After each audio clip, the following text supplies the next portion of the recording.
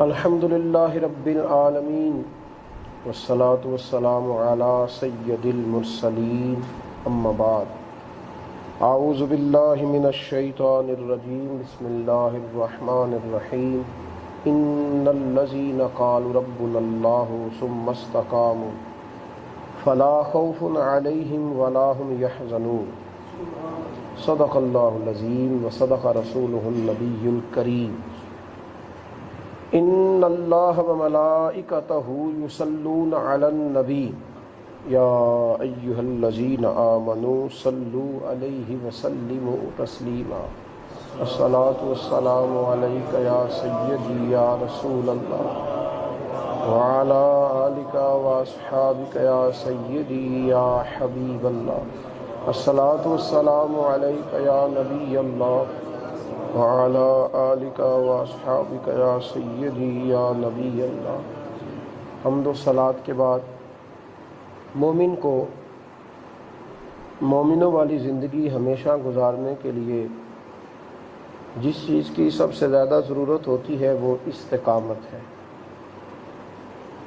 مومن کے مزاج میں، اس کی طبیعت میں اگر استقامت نہیں ہوتی تو نیک عمل، پختہ عقیدہ، زندگی کے شب و روز صحیح نہیں چل پاتے۔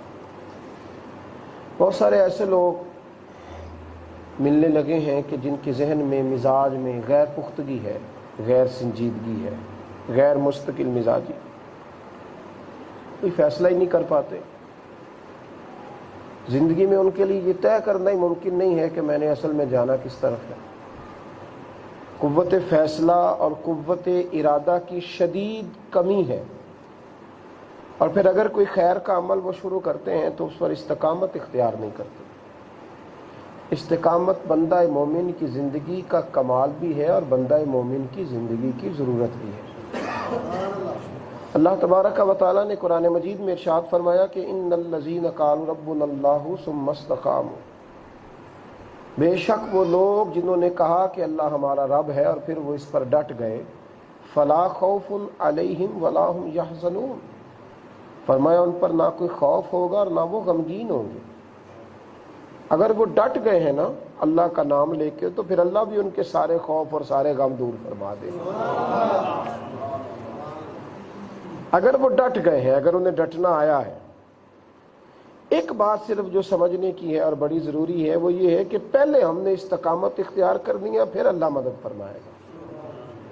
دوسرے مقام پر قرآن مجید نے کہا ان الذین قالوا ربنا اللہ ثم استقاموا تتنزل علیہم الملائکہ، فرمایا جب بے شک جس نے کہا کہ اللہ ہمارا رب ہے پھر وہ اس پر ڈٹ گیا تو اس کی مدد کے لیے تو ہم فرشتوں کو بھی نازل فرما دیں گے۔ اللہ تخافوا ولا تحزنوا وابشروا بالجنۃ التي کنتم توعدون، وہ فرشتے کیا کہیں گے؟ وہ کہیں گے خوف نہ کھانا، غم نہ کرنا، ہم تو تمہیں اس جنت کی خوشخبری دینے آئے ہیں جس کا تمہارے رب نے تمہارے ساتھ وعدہ فرمایا ہے۔ استقامت مستقل مزاجی کے ساتھ ایک عمل کرنا اور ہمیشہ کرنا، یہ اللہ کو بڑا ہی پسند ہے۔ بڑی تیزی کے ساتھ لوگ دین کی طرف آتے ہیں، کچھ دن آتے ہیں، اس کے بعد وہ معاملہ ختم ہو جاتا ہے، اور جب وہ آتے ہیں تو وہ مکمل دیندار نظر آتے ہیں، ظاہری حلیے سے بھی، گفتگو سے بھی، لب و لہجے سے بھی ایک بہترین متقی اور پرہیزگار انسان کی صورت نظر آتی ہے، پر کچھ دنوں کے بعد وہ سارا زاویہ اور وہ سارا بنایا ہوا ان کا نظام زمیں بوس ہوتا دکھائی دیتا ہے۔ حضرت عائشہ صدیقہ رضی اللہ تعالیٰ عنہ فرماتی ہیں کہ میں نے نبی کریم علیہ السلام کی خدمت عالی مرتبت میں ایک دفعہ عرض کیا کہ یا رسول اللہ صلی اللہ علیہ وسلم، اللہ کو کون سا عمل پسند ہے تو اللہ کو بڑا محبوب ہو؟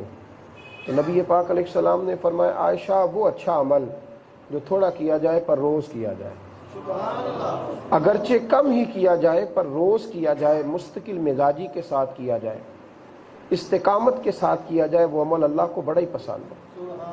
مومن پر اللہ نے جو احکامات پر عمل کرنے کا حکم دیا ہے نا وہ مستقل احکامات ہیں، یعنی نماز فرض ہے تو وہ ہر روز ہی فرض ہے، وہ ہر حالت میں فرض ہے، وہ 5 نمازیں فرض ہیں، اس پر زکوٰۃ فرض ہے تو وہ ہر سال فرض ہے اگر ہر سال مال کے نصاب ہوتا ہے۔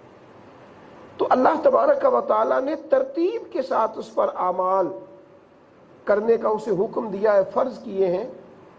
یہ نہیں ہو سکتا کہ وہ کہے کہ میں نے فجر پڑھی تھی، پھر میری طبیعت میں سستی آ گئی، پھر میرے دل کے اوپر پردہ آ گیا تو میری ظہر رہ گئی۔ نمازی اسے کہا جائے گا جو 5 نمازیں پڑھے اور وقت پر پڑھے اور مستقل پڑھے۔ تو استقامت مانگتا ہے دین۔ ایک بڑے بوڑھے صحابی بڑی دور سے آئے اور محبوب کریم علیہ الصلوۃ والسلام کی خدمت عالی مرتبت میں حاضر ہو کے عرض کرنے لگے، یا رسول اللہ صلی اللہ علیہ وسلم، میں ایک دیہاتی آدمی ہوں، دور سے آیا ہوں، اور آقا میں محسوس کرتا ہوں کہ جانے دوبارہ آ پاؤں گا کہ نہیں آ پاؤں گا، سفر بھی لمبا ہے، عمر بھی زیادہ ہو گئی، اور حضور بھی یا رسول اللہ میں ہوں بھی بدو اور دیہاتی، حضور مجھے ایک بات ارشاد فرما دیں، میں اس پر عمل کروں تو میری دنیا اور آخرت بھی بن جائے، ایک بات۔ اللہ کے حبیب علیہ الصلوۃ والسلام نے فرمایا، جب تو نے کہا نا کہ اللہ میرا رب ہے، پھر اس پر ڈٹ جا، پھر کبھی کمزوری نہ دکھا۔ یہ وہ بات ہے جس سے گویا دنیا بھی بن جائے گی اور آخرت بھی بن جائے گی۔ جب کہا کہ اللہ میرا رب ہے، پھر ڈٹ کے کہہ، پھر اس پر استقامت اختیار۔ اپنی زندگی میں کھڑا ہونا سیکھیں۔ جو لوگ کمزور ہوتے ہیں وہ کچھ نہیں کر پاتے، نہ تو وہ نفرت مستقل کر پاتے ہیں اور نہ ہی محبت مستقل کر پاتے ہیں، کچھ بھی مستقل نہیں کرتے، اور کچھ رشتے، کچھ ضروریات، کچھ معاملات ایسے ہوتے ہیں جن میں مستقل مزاجی کی بڑی ضرورت ہوتی ہے۔ کچھ تعلقات ایسے ہیں جو مستقل ہی آپ چلائیں گے تو نظام چلے گا۔ ماں باپ کا رشتہ مستقل رشتہ ہے، بال بچوں کا رشتہ ایک مستقل رشتہ ہے، بہن بھائیوں کا رشتہ ایک مستقل رشتہ ہے۔ آپ یہ نہیں کہہ سکتے کہ اب میرا جی بھر گیا ہے، یہ ممکن نہیں ہے، یہ مستقل رشتہ ہے اور آپ کو مستقل نبھانا ہے۔ اسی طرح اللہ اور اس کے رسول صلی اللہ علیہ وسلم کے ساتھ جو ہمارا تعلق ہے وہ مستقل ہے، نماز کے ساتھ جو تعلق ہے وہ مستقل ہے، صدقات و خیرات کے ساتھ جو تعلق ہے وہ مستقل ہے، یہ سارے رشتے مستقل ہیں۔ اس کا یہ معنی نہیں ہے کہ رمضان المبارک آیا ہے، خوب نماز پڑھی جائے گی، خوب سچ بولا جائے گا، خوب دیانتداری کا مظاہرہ کیا جائے گا، ٹی وی پر چلنے والے سارے غلط پروگرام بند کر دیے جائیں گے، سب گانے باجے سے جان چھڑائی جائے گی، اور جیسے ہی چاند رات آئے گی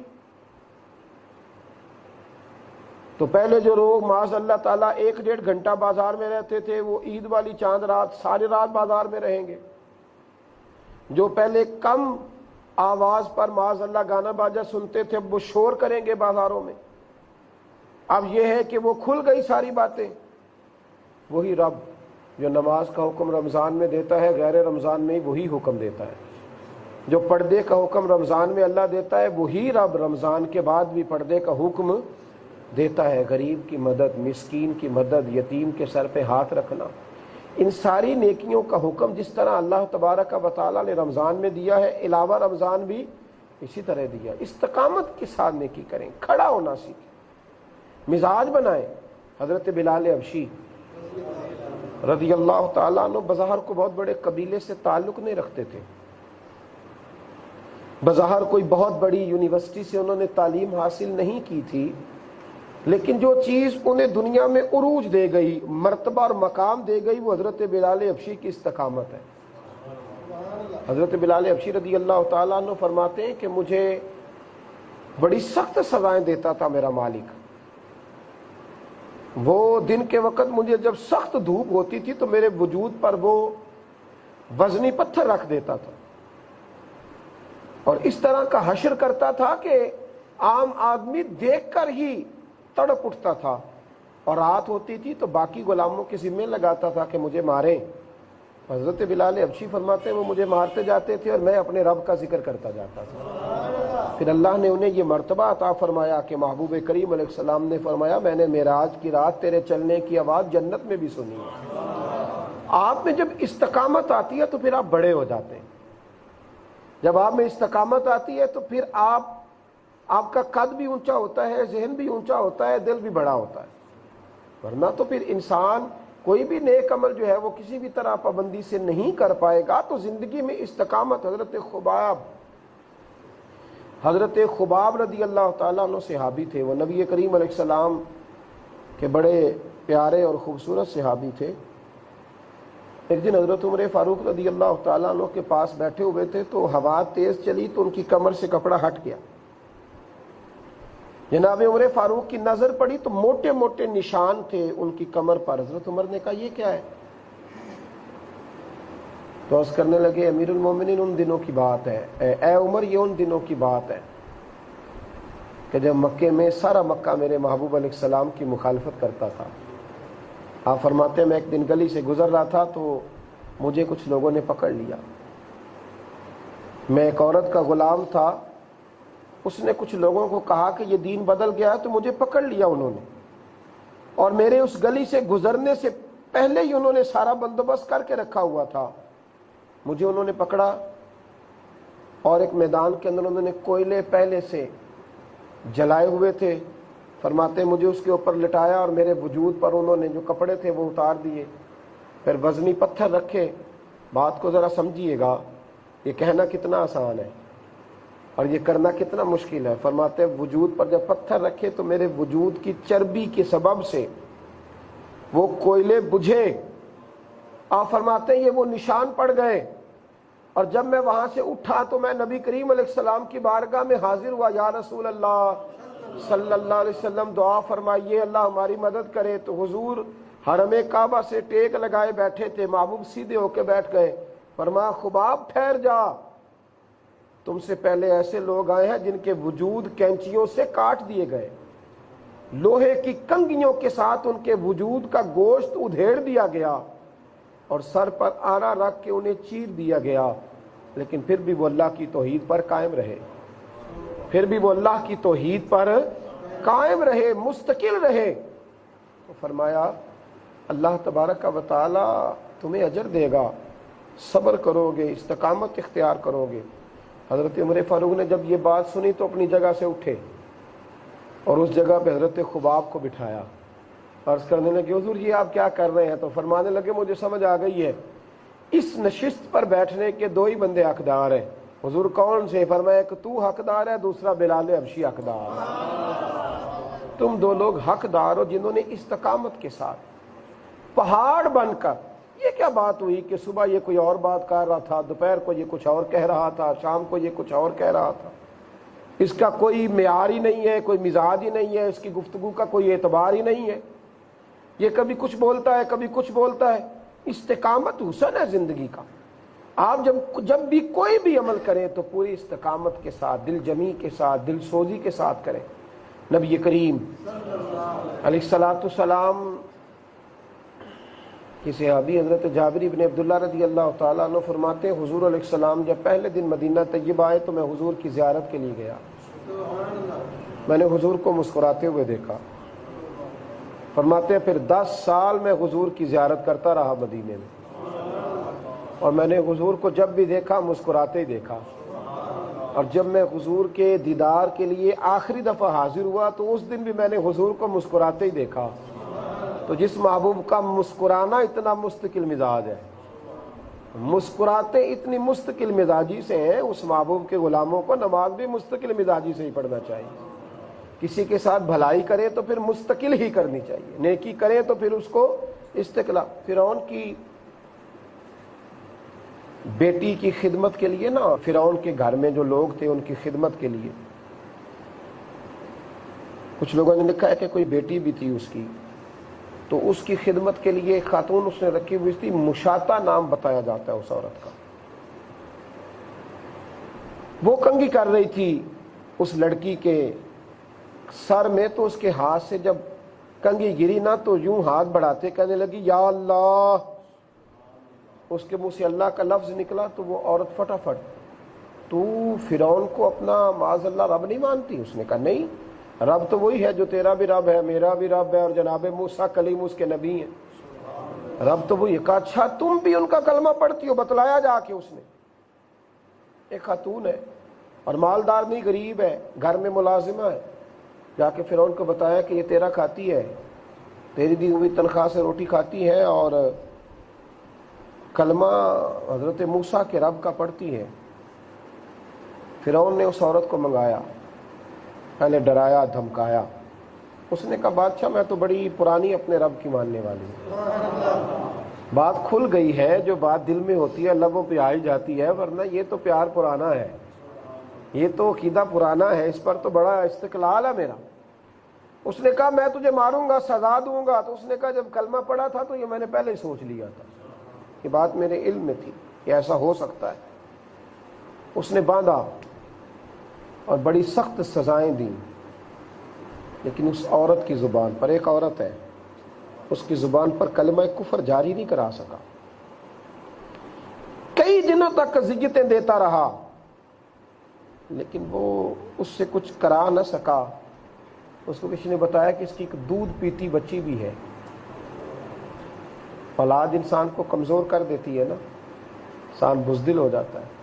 وہ دودھ پیتی بچی منگائی گئی تو کہا میں اس کو ذبح کر دوں گا، تو وہ کہنے لگی کہ یہ جو ایمان ہے نا یہ راسخ ہو گیا میرے دل میں، یہ دینے والا بھی رب بھی ہے، تو ایک دن تو اس نے لے جانا ہی ہے، ایک دن تو اس نے لے جانا ہی ہے۔ کیا کہتے ہیں کہ فصل اس کی ہے، کچی کاٹ لے تب بھی اس کی، پکی کاٹ لے تب بھی اس کی، لے جانا تو ہے، تو میں راضی ہوں اپنے رب کریم کے فیصلوں پر۔ ایک خاتون ہے، ایک عورت ہے، اس کے سینے پر اس کی بچی کو پہلے لٹایا گیا، اب پھر جب اس کی بچی کو ذبح کرنے لگے تو بعض محدثین نے تو لکھا ہے کہ وہ عورت کی آنکھوں میں آنسو آئے تو دودھ پیتی بچی کو اللہ نے زبان دے دی،